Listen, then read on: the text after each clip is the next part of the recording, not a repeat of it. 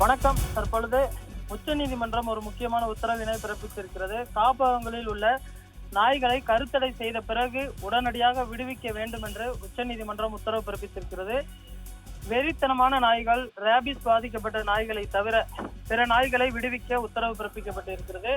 நாய்களை காப்பகங்களில் அடைப்பதற்கு நாய் ஆர்வலர்கள் கடும் எதிர்ப்பு தெரிவித்த நிலையில் தற்பொழுது ஒரு முக்கியமான உத்தரவு பிறப்பிக்கப்பட்டிருக்கிறது. டெல்லியில் தெரு நாய்களை பிடித்து காப்பகங்களில் அடைக்க உத்தரவிட்டதை எதிர்த்த வழக்கில் தற்பொழுது தீர்ப்பு வழங்கப்பட்டிருக்கிறது. டெல்லியில் தெருநாய்களை பிடித்து காப்பகங்களில் அடைக்க இரு நீதிபதிகள் அமர்வு உத்தரவிட்டிருந்தது.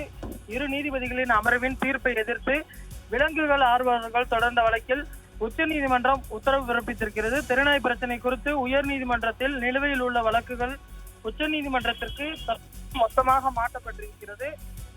பல்வேறு உயர் நீதிமன்றங்களிலும் தெருநாய்க்களை கட்டுப்படுத்த வேண்டும் என்று கூறி வழக்கானது தொடரப்பட்டிருந்த நிலையில் தற்பொழுது அனைத்து வழக்குகளும் ஒருமனதாக சேர்த்து உச்சநீதிமன்றத்திற்கு மாற்றப்பட்டிருக்கிறது. இதனால் உச்சநீதிமன்றம் பிறப்பிக்கக்கூடிய உத்தரவுதான் நாடு முழுவதும் பொருந்தும் என எதிர்பார்க்கப்படுகிறது. தற்பொழுது வெறி நாய்கள், ராபிஸ் பிடித்த நாய்களால் பார்த்தோமென்றால் பல்வேறு பொதுமக்களும் தொடர்ந்து இன்னலுக்கு ஆளாகி வருகிறார்கள்.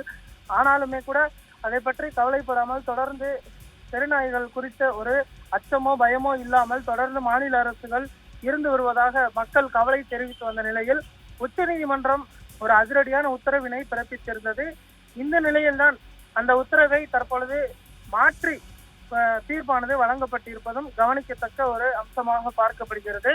தெருநாய்களிலிருந்து சற்று நிம்மதி கிடைத்திருப்பதாக தற்பொழுது பொதுமக்களுடைய கவனமாக இருக்கிறது. இருந்தாலுமே கூட இந்த ராபிஸ் பாதிக்கப்பட்ட நாய்கள், அதே போன்று வெறி நாய்களை முழுமையாக பார்த்தோம்னால் பிடித்து அடைப்பதற்கு இந்த உத்தரவானது பிறப்பிக்கப்பட்டிருப்பதும் குறிப்பிடத்தக்கது.